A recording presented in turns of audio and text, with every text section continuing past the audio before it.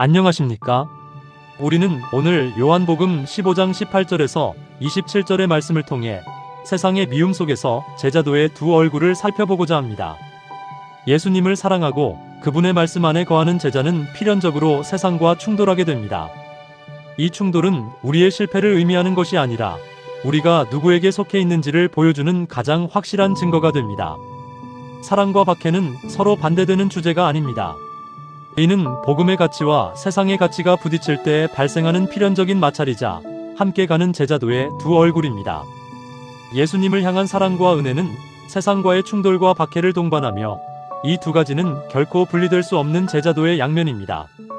예수님께서 말씀하신 세상의 미움은 단순히 감정적인 다툼이나 불편함을 넘어섭니다. 당시 요한 공동체에게 이것은 철저한 사회적, 경제적 단절을 의미하는 가혹한 현실이었습니다. 특히 아포시나고고스, 즉 유대교 회당에서의 공식적인 추방은 사회적 단절을 넘어 공동체로부터 완벽한 고립과 관계의 파괴를 가져왔으며 이는 곧 상거래와 생계 유지 수단을 상실하는 경제적 박탈로 이어졌습니다. 성경이 말하는 세상, 즉 코스모스는 우리가 딛고 있는 물리적인 지구가 아닙니다. 그것은 하나님을 거부하고 어둠의 가치를 따르는 거대한 영적 시스템입니다. 코스모스는 하나님을 대적하고 죄를 숨기며 거짓된 평안을 유지하려는 조직화된 가치 체계를 의미합니다.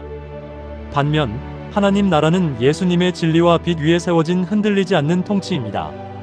이러한 마찰의 근원은 우리가 어디에 속해 있는가에 달려 있습니다. 만약 세상에 그대로 섞여 있다면 미움은 없을 것입니다. 그러나 예수님께 속하게 되면 우리가 보는 것, 원하는 것, 그리고 살아가는 방향이 완전히 달라집니다.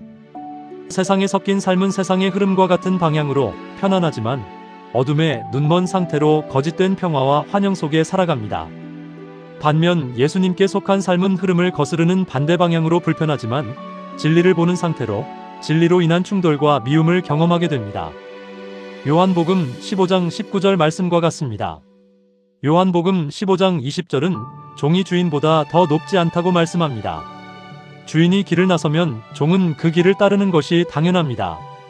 예수님께서 먼저 섬김과 고난, 그리고 미움의 길을 걸으셨기에 그분의 제자인 우리 또한 그 길을 피할 수 없습니다. 이는 제자로서 마땅히 감당해야 할 과정입니다. 우리가 복음의 가치를 붙들면 세상이 감추고 싶어하는 죄가 드러나게 됩니다. 예수님이 오심으로 가장 치명적인 죄, 즉 하나님이 보내신 아들의 은혜를 거부한 죄가 명백해졌습니다. 빛은 단지 비추는 것을 넘어 숨겨진 악을 폭로하는 역할을 합니다. 세상은 예수님을 미워하기 전에 먼저 하나님 아버지를 미워했으며 제자들을 미워하기 전에 먼저 예수님을 미워했습니다. 세상이 제자들을 미워하는 것은 우리가 완벽해서가 아니라 우리가 품은 예수님의 이름 때문입니다. 이러한 까닭없는 미움조차 하나님의 철저한 구원 계획 안에 있습니다. 시편 69편 4절 말씀처럼 그들이 까닭없이 나를 미워하였나이다라고 기록되어 있으며 이는 폭력조차 무너뜨릴 수 없는 하나님의 주권을 보여줍니다. 세상이라는 적대적인 법정 한가운데서 예수님은 우리를 결코 홀로 두지 않으십니다. 곁으로 부름받은 자라는 뜻의 성령님, 즉 파라클레토스를 우리의 궁극적인 변호인으로 보내주십니다. 파라클레토스는 법정에서 피고를 돕기 위해 곁에 서는 변호인 또는 위로자를 의미합니다. 진리의 성령님이 수행하시는 주된 사역은 단순한 신비적 체험을 넘어섭니다. 성령님께서는 예수님이 하신 말씀을 살아있는 진리로 깨닫게 하시고 세상 앞에 그 진리를 선포하게 하십니다. 이는 말씀을 생각나게 하심으로써 예수님의 가르침을 깨닫게 하는 내적 스승의 역할과 예수님에 대해 증언하심으로써 적대적인 세상 앞에서 외적 변호를 하는 역할을 모두 포함합니다. 결코 무너지지 않는 이중 증언이 있습니다.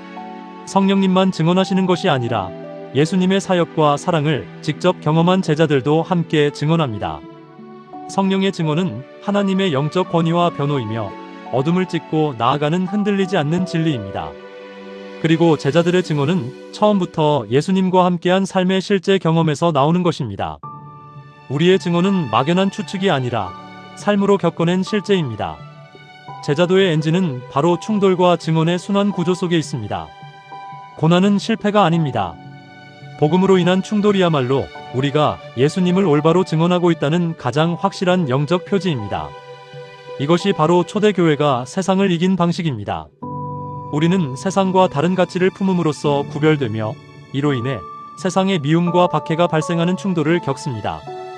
이때 보혜사 성령님의 도우심과 진리 조명이 성령의 변호로 작용하고 우리는 세상 속에서 예수님을 선포하는 복음 증언을 하게 됩니다.